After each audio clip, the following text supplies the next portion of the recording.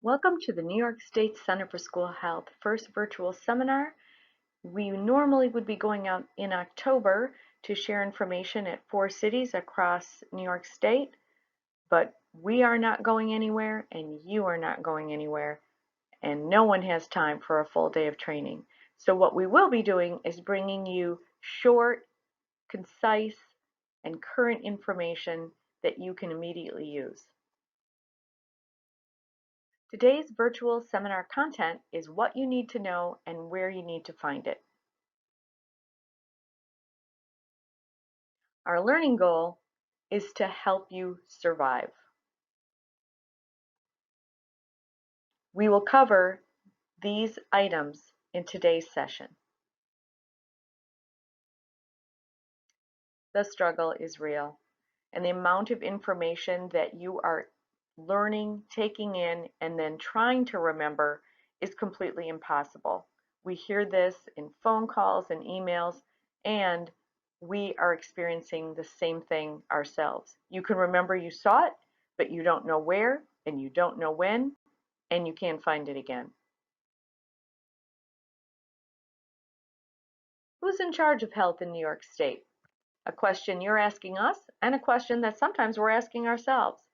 The New York State Department of Health creates the laws, regulations, and health guidance, basically what to do, and then the local health department helps implement that.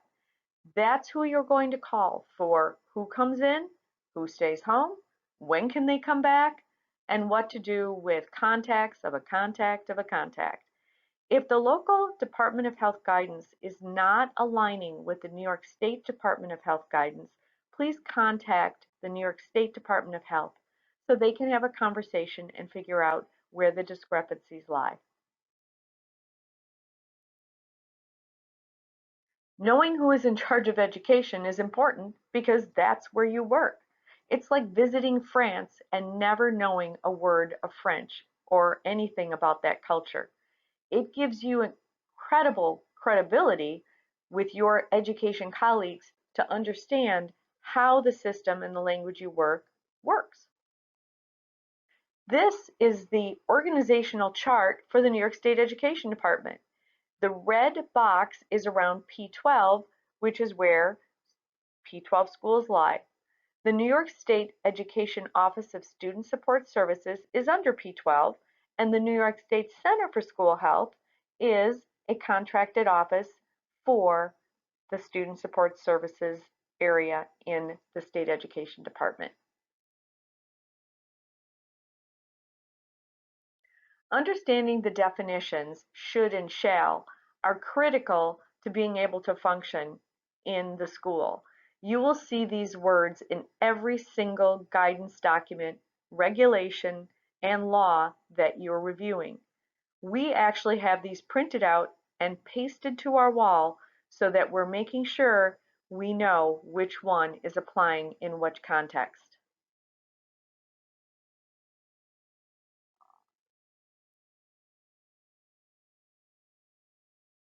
In February, the center created a coronavirus page dedicated to aggregating all the billions of pieces of information that are coming at everyone daily.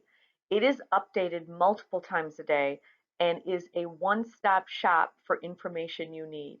We can't read it for you, but we can get it for you. We hope that you're using this page and visiting it on a daily basis. It contains the guidance documents for both the New York State Department of Education and the New York State Department of Health. And it contains all the additional supplements to them because it's not just the guidance documents you have to read, it's all the other pieces as well. There's also links to FAQ pages and specific resource pages for medical directors, school nurses, and health educators.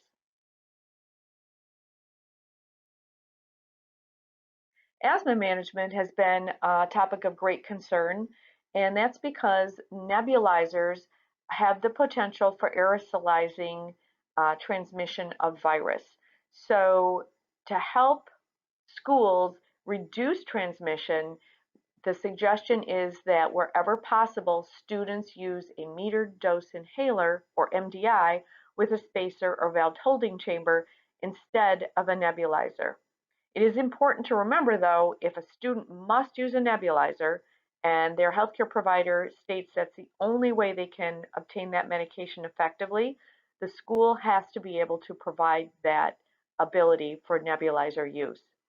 To help everyone, we've created an asthma management toolkit with sample customizable parent letters, information to help educate both staff and parents about the use of an MDI, and if your school decides to use them, a form that parents can sign, which allows a backup spacer that can be purchased by the school but used by the student. It is all available on our COVID page as well as our asthma page of the website. In August, the New York State Education Department released a memo that now approves the use to have and carry hand sanitizer in amounts up to 8 ounces on the school bus. Prior to that, that was not allowed.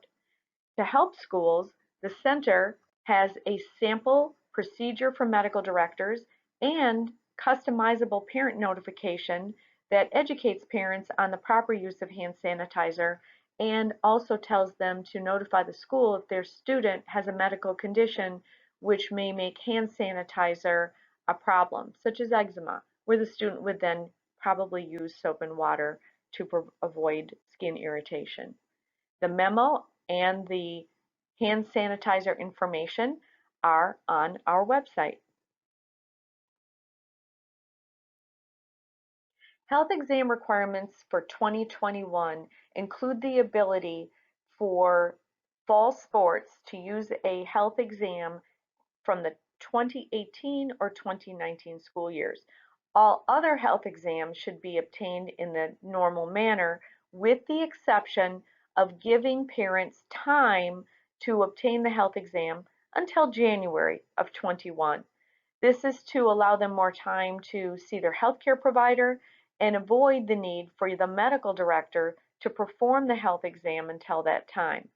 So you do need to notify parents that it's requested and required, but you don't need to notify your medical director to perform the exam until January.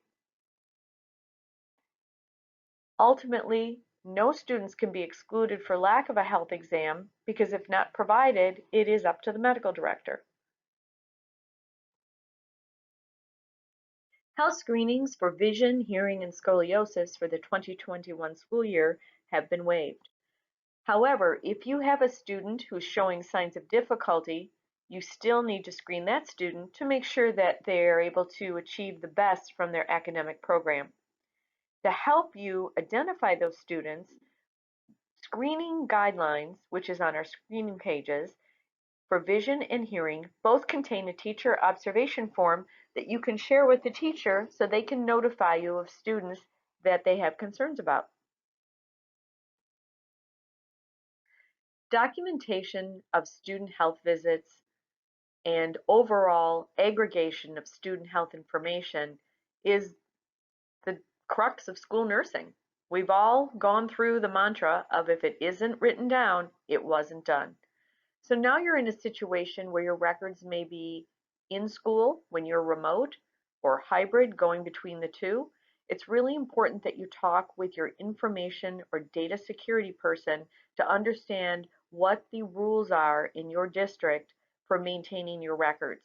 How will you access your paper records if you're remote? Can you access cloud-based health office or data management programs from home? And if so, what security needs to be in place? These are all questions that you need to be asked and answered so that you're sure that you're complying with the laws and regulations on this slide.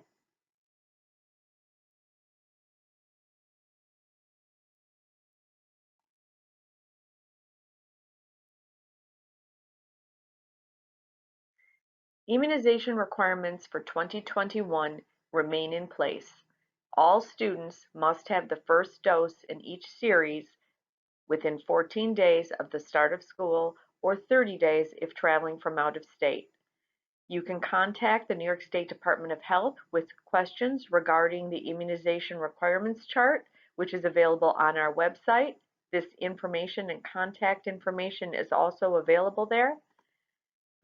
They did release a letter on August 28th that notified all administrators and any school health personnel who are part of the health commerce system of this information.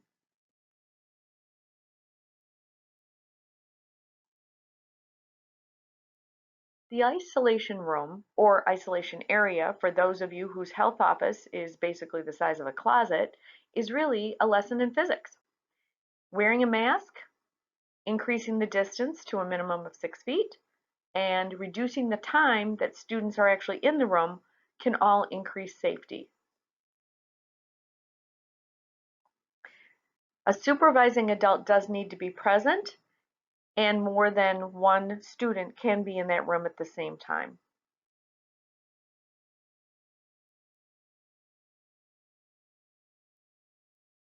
Mask requirements and exemptions has been a source of much confusion and calls to the center.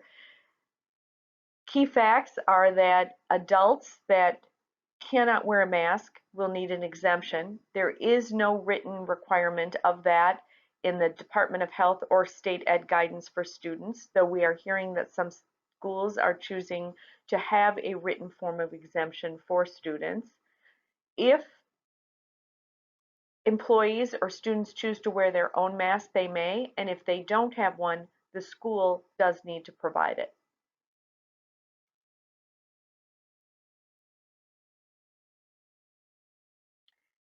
The F letter is your new favorite letter. By understanding this simple computer trick, you can find things much more efficiently and easily, taking minutes to look through 145 pages of the New York State Education Guidance instead of hours. How this works is you hold down the control key with one finger and take your other favorite finger and hold down the F key at the same time. If you're using a Mac, the keys would be the Command key and the F key. After you do this, a search box will pop up on your screen and you can put in your word or your phrase that you're searching for. It will cycle through the entire document, finding each instance of that, and it will, if not save your life, at least save your sanity. This is only one of the hints and tool tricks that is in our micro-learning course in our learning management system on being able to effectively navigate the internet in your computer. It is about 12 minutes long and we encourage you to check it out.